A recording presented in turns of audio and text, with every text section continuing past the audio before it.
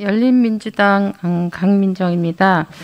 제가 본격 질의를 시작하기 전에 지난 8일 날 종합 질의를 할 때 장애인 콜택시 문제를 개선해야 된다, 통합 시스템으로 개선해야 된다는 질의를 한 적이 있습니다. 그때 이제 발언을 하면서 비장애인을 저도 모르게 이제 정상인이라고 발언을 했던 것을 나중에 알게 됐습니다. 사실상 이제 제가 아직 완전히 극복하지 못한 장애 차별 의식 이런 게 한 단면이 드러났다고 생각합니다. 국회가 차별을 해소하는 데 앞장서야 되는데 어쨌든 국회의원으로서 그다음에 국회의 그 공식 그 자리에서 그런 이제 용어를 사용한 것에 대해서 굉장히 이제 부끄럽게 생각하고 앞으로 더 철저하게 이 극복하기 위해서 노력해야겠다 이런 생각을 했고요. 그래서 전국에 계신 이 장애인 시민 여러분들께 진심으로 사과를 드린다는 말씀을 드리겠습니다. 이제 질의에 들어오겠습니다.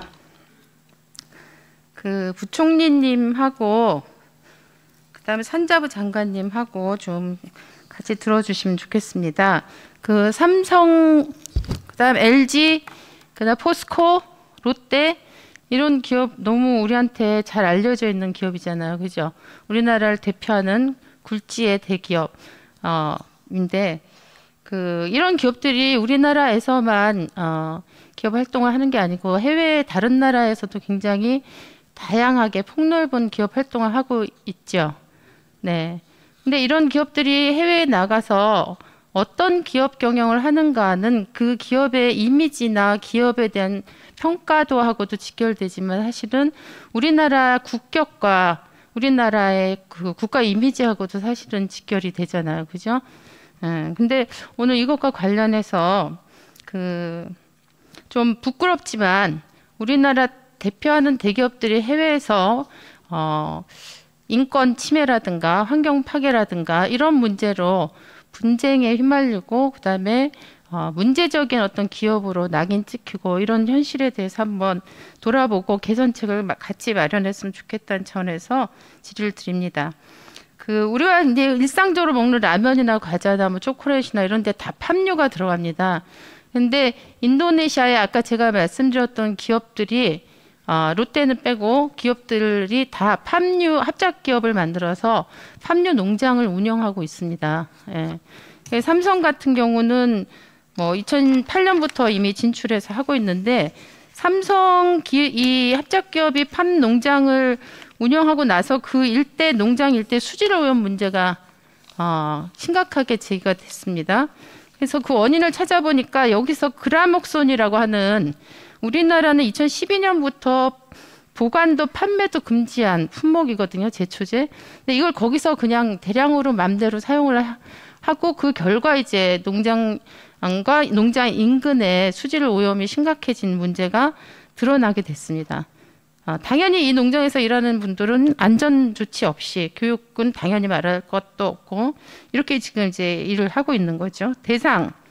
대상도 이제 인도네시아에서 팜 농장을 운영하고 있는데 대상 같은 경우는 이 농장질이 경작권을 얻을 때 아무런 대가도 지불하지 않고 6개 마을의 땅을 그대로 농장으로 경작권을 취득했습니다. 이게 근데 그 마을 주민들이 소통 과정에서도 문제고 여러 가지 이제 한계 때문에 이렇게 됐는데 나중에 이걸 알고 이 인도네시아 6개 마을 주민들이 농민조합을 만들어서 지역 법원에 대상 그룹의 경작 허가권을 무효화하는 소송을 불었습니다. 이 소송에 우리가 어떻게 보면 피고가 된 셈이죠. 포스코 인터내셔널은 역시 인도네시아에서 2015년부터 팜유 농장을 운영을 하고 있습니다. 여기 같은 경우는 굉장히 창피한 게 그 노르웨이 연기금에서 2015년에 그 연기금 윤리위원회가 이 포스코 인터내셔널의 인도네시아 팜유 농장에 대해서 열대림 파괴와 생물 다양성 손실 보고서를 아예 냈고 그리고 포스코 대우와 모기업인 포스코 모두에 대해서 투자 대상 제외를 했습니다. 그리고 관련돼서 2017년에 로레알 등 20개 넘는 세계적 기업이 포스코 대우가 적절한 그 거래 기업이 아니다. 그래서 거래를 하지 않겠다고 선언을 했고 2018년에는 영국 그다음에 6월 달에는 네덜란드 공적연금이 포스코 대우는 개선의 여지가 없다. 그래서 투자 계획을 철회했습니다. 이게 저는 사실은 아까 얘기한 기업의 이미지나 나라의 이미지뿐 아니라 사실 기업이 정말 제대로 자기의 어떤 확장적 기업 운영을 하는데도 치명적인 사실 영향을 주는 거라고 생각합니다. LG 역시 마찬가지입니다. 코린도 그룹이라는 그룹도 이게 코리아와 인도네시아에 합해서 만든 합작 그 법인인데요. 여기 역시 인도네시아에서 그 여기는 아직 재벌 기업처럼 운영을 하고 있더라고요. 여러 기업들을 운영하고 있는데 여기도 어마어마한 그 속도로 산림을 파괴하고 있다는 문제가 지적이 되고 있습니다. 그 다음에 이제 그 포스코 잘 아시다시피 포스코는 미얀마 군부하고 포스코 인터내셔널이 미얀마 군부하고 합작했고 그 다음에 롯데 같은 경우 미얀마 군부 임대 사업으로 호텔을 운영하고 있고 그리고 미얀마 해군의 군함을 판매한 포스코 인터내셔널이 있고 군함의 제조회사인 대선조선이 있습니다. 근데 대우조선인 것 같은데 이런 식의 이제 해외에서 지금 정치적으로도 문제가 되고 그 낮은 다른 나라 우리나라보다 상대적으로 인권 규제나 환경 규제가 낮다는 걸 악용해서 도저히 우리나라에서는 할 수 없는 일을 해외에서 자행을 하고 있는 것에 대해서 저는 경제부총리께서 그다음에 산자부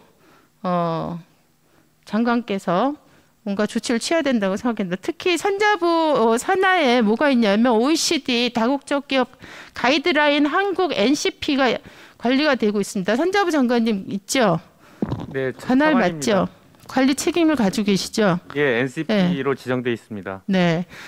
그런데 이런 이제 해외에서 분쟁이 생기면 사실은 이런 다국적 기업의 기업 윤리 경영을 사실은 관리 감독하고 분쟁이 생기면 이걸 해결하는 일을 하라고 NCP가 있는 거잖아요. 그죠? 예. 근데 제가 살펴본 바에 하면 NCP가 제대로 제 역할을 하지 못했습니다. 이런 부분들은 정확하게 점검하셔야 된다고 생각합니다. 그리고 더불어서 산림청장님 계십니까? 산림청장님과 농식품부 장관님께는 어떤 말씀 드리고 싶으냐면요.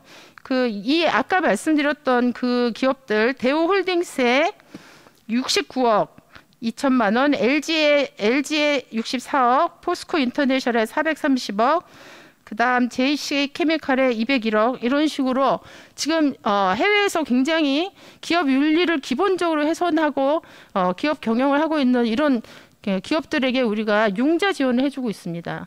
저는 이런 부분들은 정확하게 제재해야 된다고 생각합니다. 융자 회수하고 그에 합당한 책임을 지도록 산림청장님과 농식품부 장관님께서는 조치를 취해 주시기 바랍니다. 하실 수 있습니까? 잠깐 답변 드려도 되겠습니까? 산림청장입니다. 네네.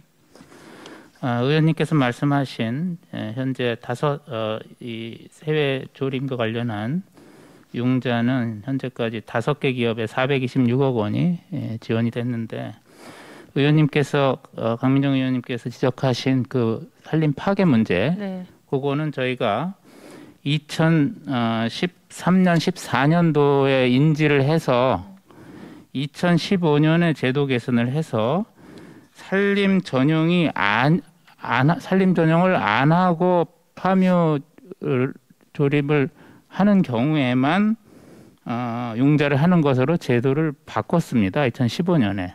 네. 즉 산림 파괴 그 전에는 이제 그거를 묻진 않았는데 2015년부터 그래서 산림 전용이 이제 다른 요인으로 산림 전용이 된데 하는 경우에만 이제 하고 산림 파괴를 이제 금지하고 있거든요, 저희가. 그렇게 강화를 했는데 지금 의원님께서 점검을 좀- 말씀을 해주시니 네. 아예 그 융자에서 제외하는 방안도